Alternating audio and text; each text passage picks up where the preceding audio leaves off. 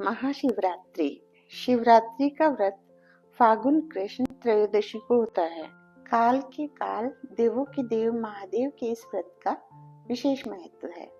इस व्रत को ब्राह्मण, क्षत्रिय, वैश्य, शूद्र, नर, नारी, बालक, वृद्ध कोई भी कर सकता है। कलश को जल से भरकर रोली, मूली, चावल, पान, सुपारी, लौंग, इलायची, चंदन, दूध, दही, घी, शहद, कमलगट्टा, धतूरा, बेलपत्र, अखुआ आदि का प्रसाद शिव को अर्पित करके पूजा करनी चाहिए। भगवान शंकर पर चढ़ाया गया नैवेद्य खाना निषिद्ध है। ऐसी मान्यता है कि जो इस नैवेद्य को खा लेता है वह नरक के दुखों का भोग करता है। इस कष्ट के निवारण के लिए शिव की मूर्ति के पास शालिग्राम की मूर्ति का रहना अनिवार्य है। यदि शिव की मूर्ति के पास शालिग्राम होगी तो नैवेद्य खाने का कोई दोष नहीं होगा। महाशिवरात्रि की कथा। किसी गांव में एक ब्राह्मण परिवार रहता था। ब्राह्मण का लड़का चंद्रसेन दुष्ट प्रवृत्ति का था। बड़े हो जाने पर उसकी इस नीच प्रवृत्ति का विकास होने लगा। वह बुरी संगत में पड़कर चोरी तथा जुए आदि में उलझ गया। चंद्रसेन की माँ बेटे की हरकतों से परिचित होते हुए भी अपने पति से कुछ न बताती थी। एक दिन ब्राह्मण अपने यजमान के यहाँ से पूजा करके लौट रहा था तो मार्ग में दो लड़कों को सोने की अंगूठी के लिए लड़ते पाया। एक कह रहा था, यह अंगूठी चंद्रसेन से मैंने जीती है। दूसरा यह हठ किए था कि अंगूठी चंद्रसेन से मैंने जीती है। यह सब देख सुनकर बेचारा ब्राह्मण बहुत दुखी हुआ। उसने दोनों लड़कों को समझा बुझाकर अंगूठी ले ली। घर आते ही ब्राह्मण ने पत्नी से चंद्रसेन के बारे में पूछा। उत्तर में उसने कहा, यही तो खेल रहा था अभी, पर चंद्रसेन तो पिछले 5 दिनों से लापता था।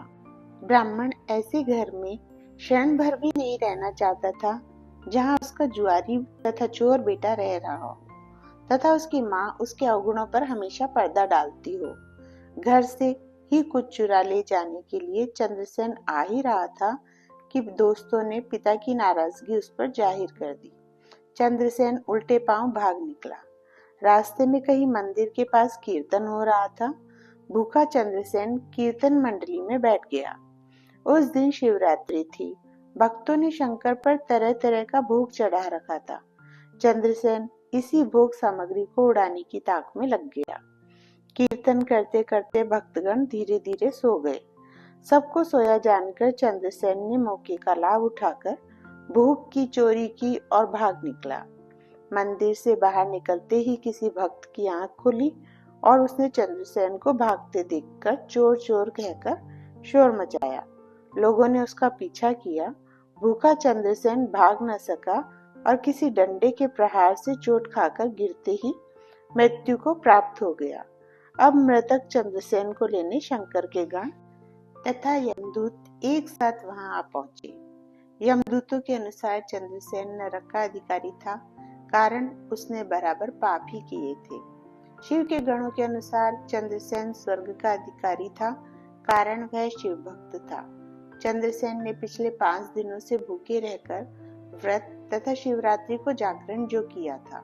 चंद्रसेन ने शिव पर चढ़ा हुआ नैवेद्य नहीं खाया था। वह तो नैवेद्य खाने से पूर्व ही प्राण त्याग चुका था। इसलिए भी शिव के गणों के अनुसार वह स्वर्ग का अधिकारी था।